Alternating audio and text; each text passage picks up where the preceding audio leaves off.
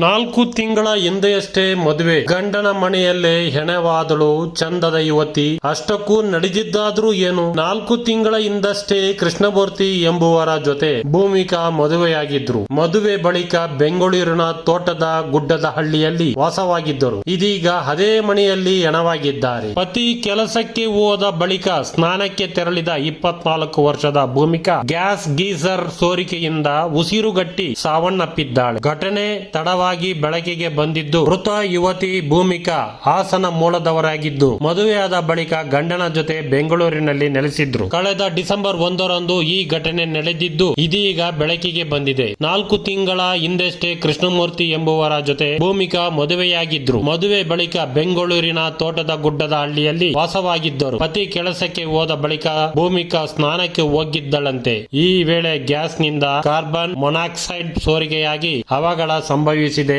ಎನ್ನಲಾಗುತ್ತಿದೆ. ಕ್ರೈಮ್ ಪ್ರಪಂಚ ಡಿಜಿಟಲ್ ನ್ಯೂಸ್ಗೆ ಸಬ್ಸ್ಕ್ರೈಬ್ ಆಗಿ ಹಾಗೂ ನಿಮ್ಮ ಸ್ನೇಹಿತರಿಗೂ ತಿಳಿಸಿ. ನಮಸ್ಕಾರಗಳು.